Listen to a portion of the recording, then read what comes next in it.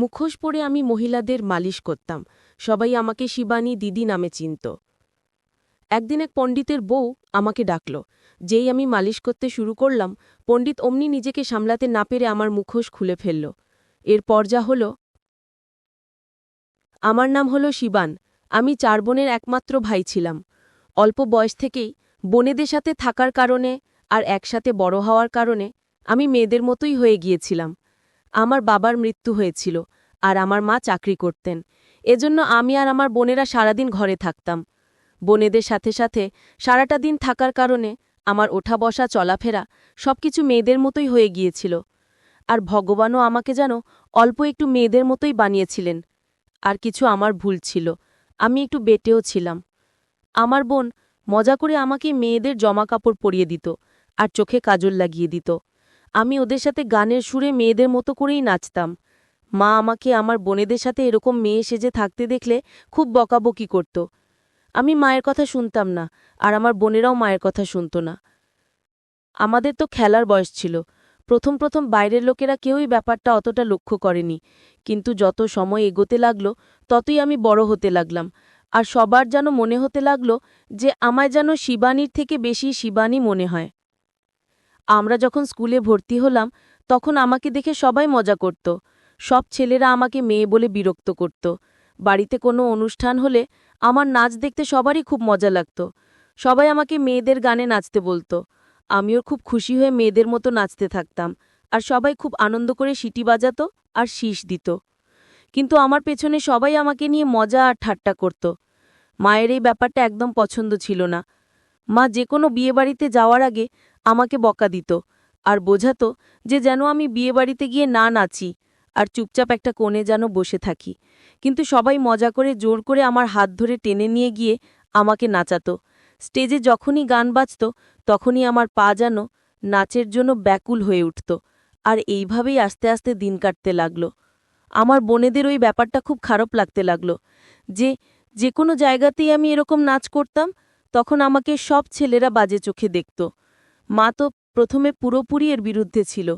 আর একবার হলো কি, একটি বিয়েবাড়িতে আমাকে কেউ একজন শিবানী দিদি বলে ডাকল। তারপর আর কি, ওর দেখাদেখি আমাকে সবাই ওখানে শিবানী দিদি বলতে লাগল। যখন আমি 13 বছরের ছিলাম তখন এতটাই সুন্দর ছিলাম যে যে কেউ আমাকে দেখলে দেখতেই থাকত। কিন্তু আমার সৌন্দর্য কোথাও না কোথাও মেয়েদের মতো ছিল। আমার চেহারা ছিল সুন্দর মেয়েদের মতো দেখতে, আর চোখগুলো বড় বড় ছিল।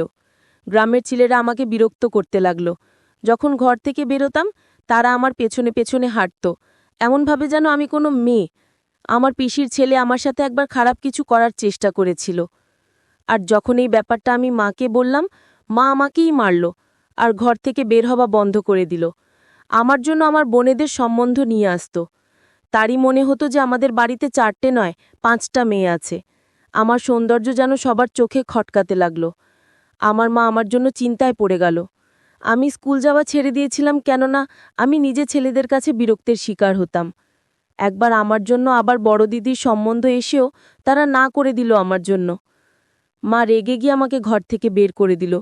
বলল, যতক্ষণ তুই আমার ঘরে আছিস ততক্ষণ আমার মেয়েদের বিয়ে হবে না। 15 বছর বয়সে এইভাবে বিনা সাহারায় আমি রাস্তায় দাঁড়িয়ে রইলাম, আর রাস্তায় আসা যাওয়া প্রত্যেকে আমাকে মেয়ে ভেবে ভেবে বিরক্ত করতে লাগল। আজকাল মেয়েরাও তো ছেলেদের জামা কাপড় পরে, এই জন্য কেউই বুঝতে পারল না যে আমি মেয়ে নই, বরং ছেলে। যে কেউই আদর করার চেষ্টা করত। আর আমার দুর্ভাগ্য এই যে একটা হিজড়ের দলের সঙ্গে আমার দেখা হয়ে গেল, আর ওরা আমাকে জোর জবরদস্তি নিজের সাথে নিয়ে গেল। অনেক বছর আমি না চাইতেও ওদের সঙ্গে নাচতাম। আমার নাম শিবানী দিদি হয়ে গেল। আমি মেয়েদের মতো জামা কাপড় পরা শুরু করে দিয়েছিলাম, আর আমি ভালো করে মেকআপ করতেও শিখে গিয়েছিলাম। কিন্তু আমি এরকম জীবন চাইনি। 19 বছর বয়সে আমি ওখান থেকে পালিয়ে গেলাম, আর ট্রেনে বসে অন্য শহরে চলে গেলাম।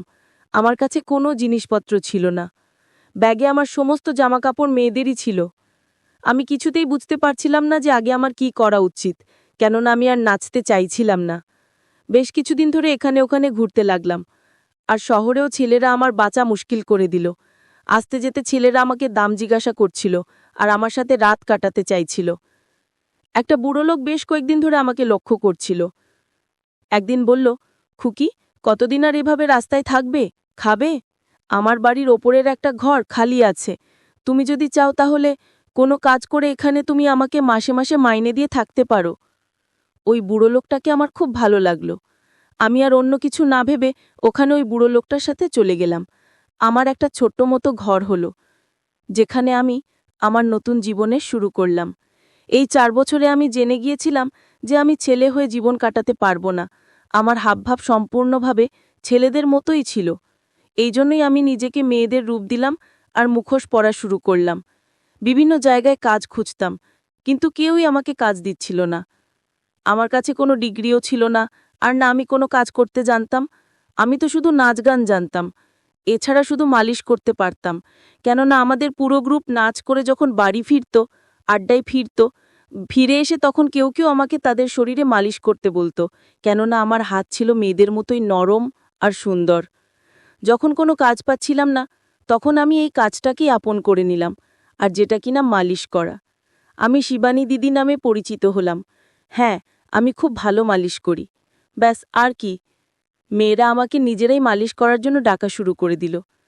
যখন কোনো মেয়ে প্রেগনেন্ট হতো, কারোর বাড়িতে বাচ্চা জন্ম নিত, তখন আমি মেয়েদের মালিশ করতাম, আর তারা সঙ্গে সঙ্গে আরাম পেয়ে যেত শরীরে। মেয়েদের শরীরে যেখানে হাত দিতাম মালিশ করার জন্য, সেই জায়গা থেকে যন্ত্রণার সাথে সাথে চলে যেত, আর তারা খুশি মনে আমাকে বেশি পয়সা দিত। আমার মালিশ এতটাই পরিচিতি লাভ করল যে দূর দূর থেকে আমাকে লোক ডাকতে লাগলো। যে কেউই এটা বলতো যে শিবানী দিদির হাতে জাদু আছে, জাদু। শরীরে হাত রাখতেই যন্ত্রণা চলে যায়, সব কিছু ঠিক হয়ে যেত। মালিশের মাধ্যমে আমি অনেক পয়সা রোজগার করছিলাম, আর কারোর সন্দেহ হতো না যে আমি মেয়ে নই বরং ছেলে। আমি যেখানেই যেতাম আমার মুখোশ সরাতাম না, কারণ আমার সৌন্দর্য আমার জন্য বিপদ ছিল। এই জন্য আমি আমার মুখ লুকিয়ে রাখতাম।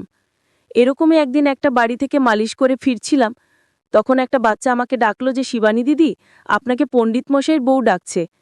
এই কথাটা শুনে আমি খুব অবাক হয়ে গেলাম যে কি জানি পণ্ডিতের বউ আমাকে কেন ডাকছে, তার আমার সাথে কি কাজ থাকতে পারে। এটাই ভাবতে ভাবতে আমি পণ্ডিত মশাইয়ের ঘরে গেলাম। পণ্ডিত মশাইয়ের বউ আমাকে ঘরে ডেকে বসালেন। পণ্ডিত মশাইয়ের বউ ভীষণ অসুবিধার মধ্যে ছিলেন। মনে হয় ওনার কোনো কষ্ট ছিল, কিন্তু সেখানে গিয়ে আমার অদ্ভুতভাবে মন ঘাবড়াচ্ছিল।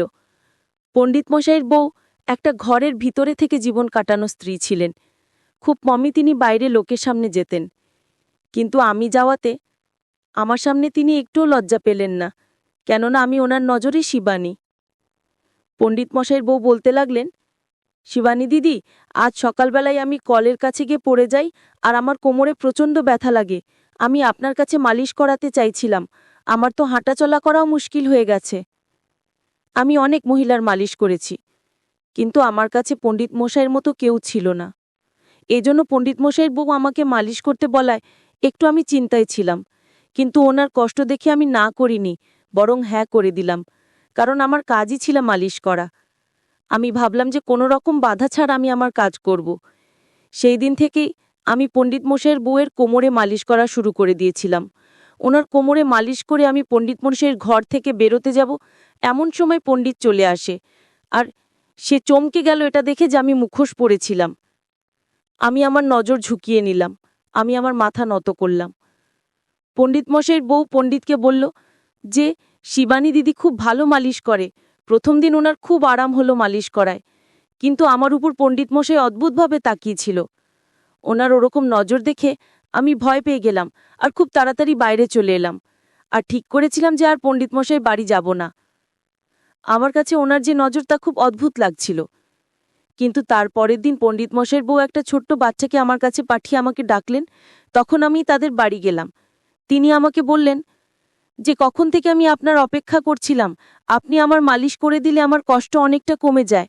এখন আপনাকে 1 সপ্তাহ পুরো মালিশ করতে হবে। পণ্ডিত মশাইয়ের স্ত্রী উপর হয়ে বিছানায় শুয়ে পড়লেন, আর আমি ওনার কোমরে সর্ষের তেল দিয়ে আস্তে আস্তে মালিশ করতে লাগলাম।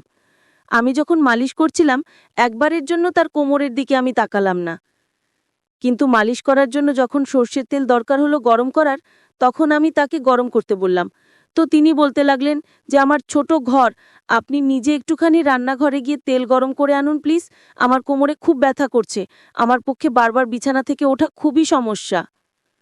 এমনিতেই ওনার কোমরে যখন মালিশ করতাম তখন ওনার ঘুম চলে আসতো। এখনও উনি ঘুমিয়েই পড়লেন। ব্যথা কমার তেল উনি ব্যবহার করতেন, সেই জন্য হয়তো তাড়াতাড়ি ওনার ঘুম এসে গেল। ওনার বলাতে আমি নিজেই রান্নাঘরে গেলাম তেল গরম করতে। কিন্তু ওই সময় পণ্ডিত মশাই ঘরে চলে এলেন আর আমাকে রান্নাঘরে দেখে অবাক হয়ে গেলেন। আমি তাড়াতাড়ি রান্নাঘরে গিয়ে তেল গরম করলাম আর রান্নাঘর থেকে বেরিয়ে এলাম। আমার রান্নাঘর থেকে ঘরে ঢোকার রাস্তায় দাঁড়িয়ে পড়লেন তিনি। আমার মুখের দিকে একভাবে তাকিয়ে রইলেন। আমার মুখের দিকে তাকিয়ে বলতে লাগলেন, ঘরে তো আমি আর আমার স্ত্রী ছাড়া কেউই থাকে না, তাহলে আপনার মুখোশ পরার কি দরকার? গরম এত আপনি মুখোশ খুলতে পারেন। আমি সাথে সাথে জবাব দিলাম, আপনি তো আসতে যেতে থাকেন, এই জন্য আমি মুখোশ পরি। আমার কথা শুনে তার মুখে অদ্ভুতভাবে হাসি খেলে গেল। আমি সঙ্গে সঙ্গে সেখান থেকে বেরিয়ে তার স্ত্রীর কাছে চলে গেলাম। তিনি গভীরভাবে ঘুমিয়েছিলেন।